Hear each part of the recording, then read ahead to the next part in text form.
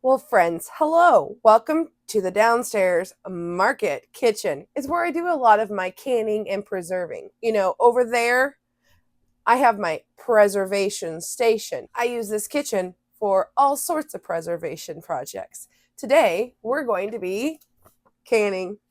This video will be part of the March canning madness that Cosmopolitan Cornbread has put on.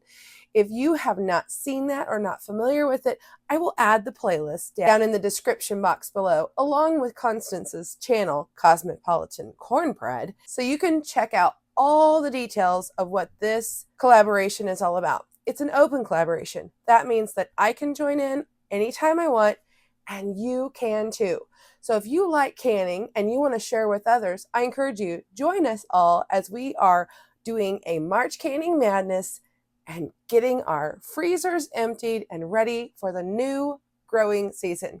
At least that's what I'm doing today. See this big bowl? It is full of tomatoes. Come along with me as I start working over my tomatoes and we get some delicious stuff on our shelf. My recipe is coming from this book right here. It is the all-new Ball Book of Canning and Preserving. I take pride in being a safe canner. In this collaboration, there may be some videos that don't follow USDA, but they are supposed to be telling you whether or not they are, and you can use judgment on what you want to do in your kitchen. For me and my family, I choose safe-tested recipes. On page 287, I will be making a double batch of the roasted tomato soup. The recipe that I'm going to be working on today, I'm going to be using my frozen tomatoes from last year's garden. Life just gets pretty crazy. We don't always get all the projects done at the time we want to get them done. What I've done is I have taken the tomatoes when they would come in from the garden, and I would core them and take out any bad spots, and then I put them in a Ziploc bag. What I'm using today are all aroma type paste tomato, because that's just what I had grown. If you don't have that kind of tomato and you have others in there, it's perfectly fine to use them. It's just going to take a little bit longer for the liquid to evaporate and for it to break down. So all I want to do at this point is just cut my tomatoes in half, and then I'm going to lay them on a pan. You'll put the skin side down, and we're going to be roasting these. Because I am using frozen tomatoes, we will have to adapt the recipe just a little bit for what all we're going to do today. And I have the oven preheated to 375 degrees. They suggest in the book, I believe, about 45 minutes. Because these tomatoes are still partially frozen, I'm going to probably plan on about an hour. I'm going to continue working through all of these tomatoes and get them on my roasting pans. We ended up with 3 of the larger sheet pans and 2 of the half sheet pans. So the next thing that I want to do is dig out all my jars, get those nice and clean, and start setting up my canners. Our timer went off, and now, woo! I am going to carefully take the tomatoes and all of the juices that are with the tomatoes, because remember, where that juice is where the acid of the tomato is, and we need to keep that balance so we can include all the juice in our recipes. I'm going to take the tomatoes and put them in this bowl to cool. Roasting the tomatoes not only gives it extra flavor, but it's going to get it nice and soft. Okay, this obviously is not a big enough bowl. So we're going to get the one we originally had out, because I do not want hot tomatoes overflowing. Now, if you have actual roasting pans, I would suggest you do not use the parchment, but these are actually my cookie sheets. Put the kitchen down here. It smells so good. Oh, I'm so excited for today's project. We are ready to start putting together our roasted tomato soup. So I'm altering the recipe from what it is in the book in a few different ways, but I'm going to explain it to you every step of the way. First off, we are doubling it. You need 8 pounds of tomatoes that you roast. I had enough to do a double batch, so that's what we're going to do. I've also taken, and inside my canner, I have 1.5 pints jars sitting in water getting hot, because we want hot jars, hot soup. It's a hot pack process. And then the next thing we're supposed to do is a couple of teaspoons of salt. I'm just going to use table salt for this today. We were supposed to salt and pepper our tomatoes when we roasted them. I didn't want to do that. So I'm going to go ahead and we're going to add the full amount of the salt in now. If you want to use canning salt, that is perfectly fine. And then the same thing with the pepper, except I am not going to double the pepper. I have found that pepper gets really strong when you are canning, and we don't like that. We don't like that strong pepper.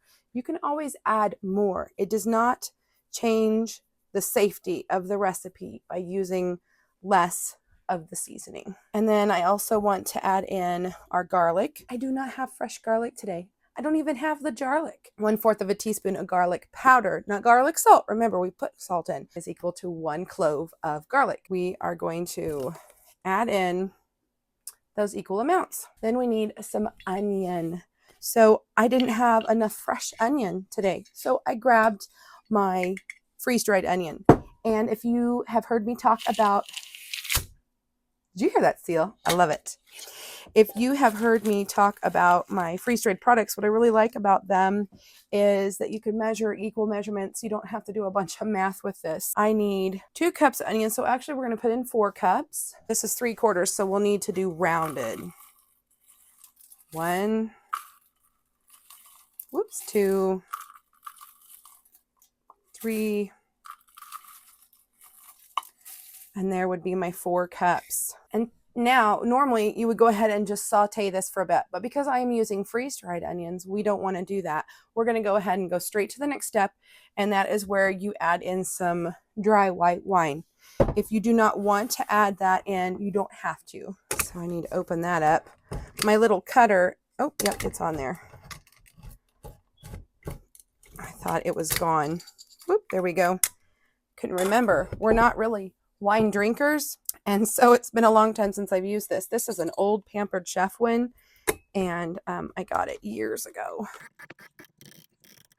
And it'll just pop this right off. Okay, there we go. Now I need to measure out my 4 cups. So this is a 2-cup measurement. Let's see. Good thing I double checked that recipe. It is 1 cup, meaning I needed 2 cups total, not 4 cups. Friends, that is honestly why I like having a paper book to look at, because I can go back to it and check it out. We're adding the wine now. Oh, it already smells lovely. We're going to turn on our stove top, and what we're going to do is we're going to use this wine to kind of rehydrate our onions, and then when that happens, after it's rehydrated, then it'll start to sizzle. Oh, I can smell those onions now. It'll sizzle down, and what we want to do is we want to completely cook off the wine. So if you were worried about the alcohol in there, it does cook off. If you still don't want to use it, just substitute it for some broth. I know you've seen me seal jars before, and so I didn't take you over with me to go ahead and seal those onions back up, but I thought I would go ahead and do this little gadget because it's pretty new to me. I just recently put a video out on how to use it. And let's see, I want to vacuum. I think I need to lock it. And then we'll just suck that down. And so what this will do is, because I really don't want to drink this wine.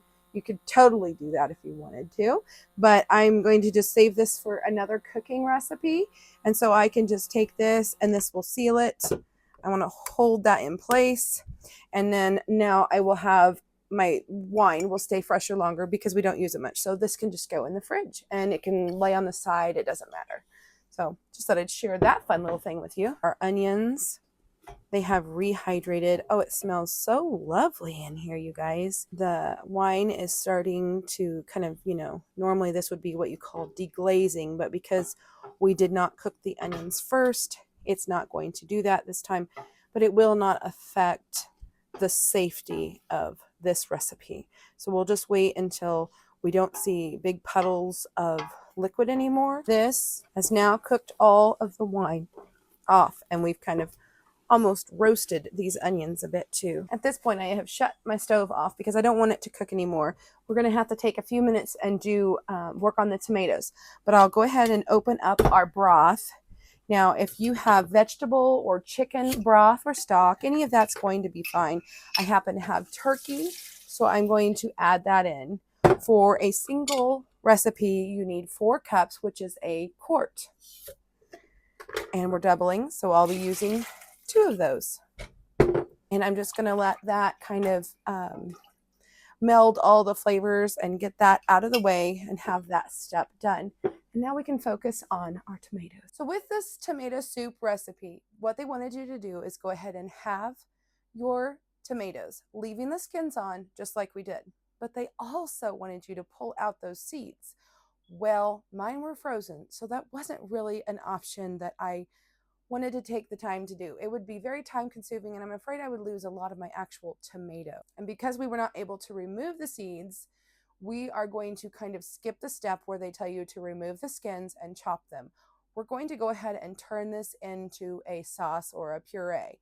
There's different ways that you can go about that. I've got quite the little setup here. This is my KitchenAid attachment that I like to use for making different kinds of sauces, whether it be tomato or fruit or whatever. You will see me use this just because I can get quite a lot done in a shorter amount of time. But you've also seen me, I have the old-fashioned ones that you turn. There are multiple ways to get around this and do this. Today, because we are using the frozen tomatoes, this is the best that was going to work for me. Remember, we need to keep that tomato water in there. Many times people will tell you to pull that off to make it thicker quicker. We don't want to do that. There are nutrients in there that we want, and there is also the acidity that we need for the recipe to be safe. I'll be scooping the tomatoes into the machine where it will then turn, and in here will go the sauce, all the juices and sauce. Out that the extruding end will come the skins and the seeds. So let's just get started. Okay, so I will turn this on, maybe about a 3. The tomatoes have had a chance to cool a little bit here. I'm going to add them in. The plunger tool.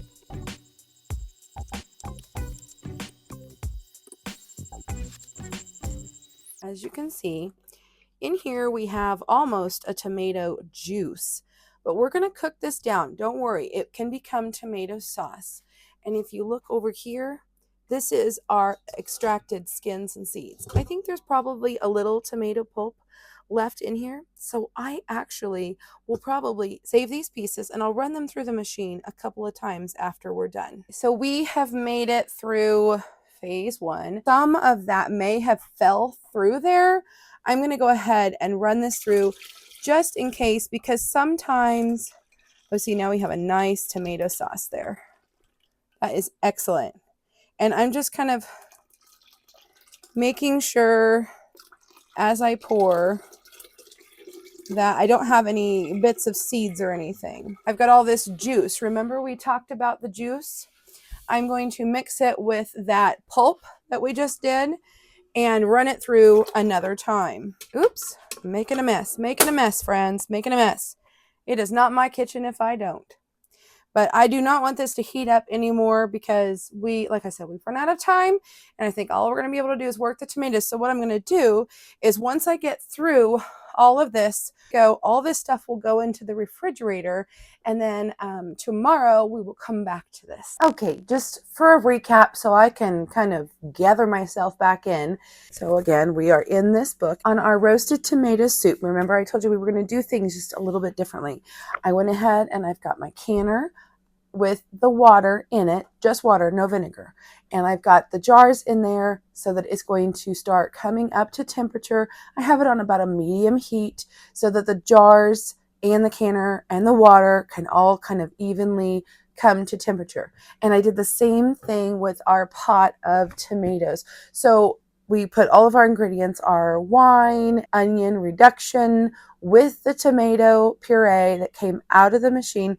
And we put this in a pot, and now it is also coming up to temperature on the stove. We're looking here at our directions. So as a recap, we just did things a little out of order. So basically we could skip to step 4, I would say, and bring everything to a good simmer and just kind of let that boil. Maybe let some of these juices thicken a little bit. Next, we need to add some basil. And at once, 1 cup of fresh packed basil. Okay, well, we're doubling it, so that makes 2 cups. Well, we have freeze dried today, so we need about 4 cups of packed. I'm probably going to go ahead and just put the entire, I know it's 8 cups, but it is very, very loosely packed. And so if I would kind of scrunch it down, that is probably the amount that I would have. And we really like basil. You can see how it looked like it was going to be so much basil, and it actually isn't. So what we need to do now is I'm going to use a stick blender, which won't put as much air in as, say, your regular blender would if I would be using my Vitamix. And I believe that's why they want you to simmer it afterwards, is because it does put a lot of air in there, and we don't want that. Tomatoes can get super foamy. If you've ever tried to blend tomatoes raw, they get pink and foamy, and it's really weird. So I want to make sure I'm following the directions really well. And what this is going to do is, if we had the tomato chunks, which we didn't because we did the process differently, it would get those chunks into a puree, which we already have, but it also is going to get that onion and the basil to just basically become a mush also. So here, let's do it. All right, move this over. And it's going to be hot, guys. Please, please, please, please be careful. Put your stick into the liquid and then start blending. See all the air bubbles that would make if you had it up here? We don't want that. We're not wanting to put air bubbles in there. But we'll just kind of work this over. After this has happened, we'll do the 20 minutes. Friends, we have made it. We've done it. We have got to the point where we can start jarring up our tomato basil soup. I'm so excited. My daughter, who has been asking for some tomato soup, is going to love this. I cannot wait. I gave it a little taste test. It's got plenty of pepper for us, but I know that we can tone that down by maybe dolloping a little sour cream on top. Oh, here's some other little tricks and tips for you. If you don't think it's thick enough for your liking, you can thicken it later. So when you open the jar, maybe make a roux, add some arrowroot or some cornstarch, thickener of your choice. If it's too thick, you can always open up a jar of crushed tomatoes, add in there, and give it a little texture, and it'll thin it out just a bit too.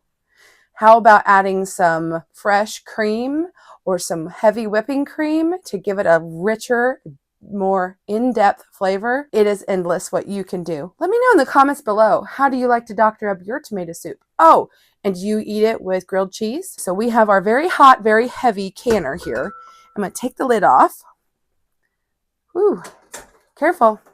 You might get a facial. So what I'm wanting to do is, I actually have a couple jars on top, and we'll take those out first because I wanted to have plenty of extra because, well, you never know. And what I'm going to do is I'll take out a couple, and then we'll jar up a couple, and take out a couple and jar up a couple. So you can see how I have them set in the canner where I put water in them in addition to the water that's in the canner. We're going to take and go to a 1-inch headspace. If you're wondering what headspace is, it's the mark where the top of the jar to where the food hits. That is your headspace. We need 1 inch, which is going to be about right here. Now these jars, you might think, well, those are different. They are. They're 1.5 pints. My family has decided that we like 1.5 pints jars for our soup. That just seems to be the size of serving we enjoy most, especially the boys. I don't know if these jars are still available, but you can keep an eye out at estate sales, yard sales, and such. And a little bit more. Okay. Now there's really nothing in here other than liquids, but we'll go ahead and debubble, move over to our other jar, check our headspace, and we are right on it. Careful with those hot jars. I do have this that is quite handy for me to be able to grab the jars a little bit better. If you notice, I have a little bit of basil still in here. I didn't want to completely blend it down. I wanted a little bit of that basil and texture. It is fresh from my garden straight to the freeze dryer basil. And I'm pretty proud of it, to tell you the truth. I want to talk about these lids and how we're doing things. First thing I want to do is go ahead and get some vinegar. I like to use paper towels, but you can use whatever you want. I'm going to wipe the rim really well, making sure that I didn't accidentally slop any tomato. Looky there. So we'll turn until it comes out clean. Perfect. Now these lids have been washed, but they have not been boiled. They don't need to be anymore. So fingertip tight, and what that means is just to where you can't turn it anymore. And that's it. So now what I'm going to do is we'll grab in here, I'll get a jar. I've got this water in there that I need to dump in the sink.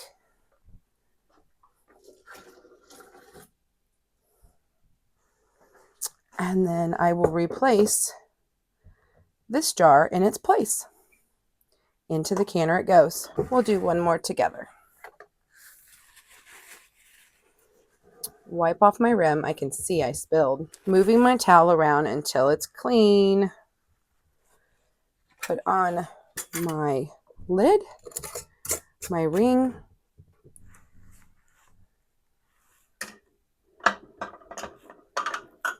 Take out my jar. Dump my water. This water is going into the sink for my dishes. And then this will replace that one. Just like that. And now I will repeat this process until the canner is full or I have used up all of my tomato soup. Today the canner I am using is an All-American. It is one that does not use a seal, so you kind of put it together a little bit differently. So around the edge here, you use actually a little bit of oil just to make sure, and then I rub it around the inside. I do that before I warm it up, obviously, so it's not too hot. There are little notches here. There's an arrow here that tells me where to go with that. So once this has locked in and kind of you line it up best you can, then you take these and on the opposite sides, you start to pull them down, okay? Just a little bit. It doesn't have to be tight yet, just to where it's a little snug. And then once you have done that, that's when you start tightening them down. And you just do the opposite sides and you make sure they're good and tight, okay? I'm looking to make sure that it's level all the way across there, that I didn't mess up. And then normally I would can on this burner, but I had a little bit of an issue when we were cooking and I had a spill and a mess. So I'm going to ever so gently with hot pads grab here and lift it up, turn it around and put it on a different burner. And what I'm going to do is I will turn the burner on like a medium high and we're going to let it vent. I know you probably can't see it, but you should be able to hear it. Hear that? That's a steady stream. Our timer starts 10 minutes now. What I have here is a weighted gauge, okay? So you can see 5, 10, and 15 pounds pressure. We need 10 pounds pressure. So what I'm going to do is I'm going to put that right over the top. And then this gauge right here, oops, it's hot. Careful. This gauge right here, we're going to watch it go up. And it should reach about the 10 to 11 pound pressure mark. And then she will start jiggling. And when you get a consistent, you know you're at the right time. And then you can set your timer. 50 minutes for pints, 60 minutes for quarts. Because we use pint and a half, we're going to go with the quart measurement. And that's how we do it, friends. You hear that? All right, that's what you want. If it gets consistent, that means you need to turn it down. Sounds like I need to check on that. We have officially reached our hour. And what we need to do now, I'm going to shut off this stove.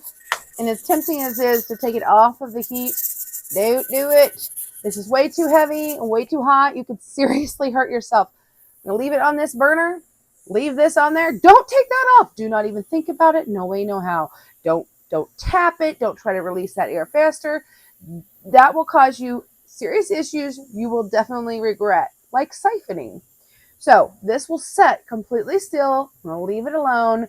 It's going to take at least an hour to come down to 0 pressure. And then that's when you take it off, open it up, and crank the lid, let it rest, and take the jars and put them on your countertops. So I'm going to go do some other stuff around the farm, and then I'll come back and we'll do this. But don't touch anything. Okay, now that this has had a chance to completely cool down, we've reached our 0.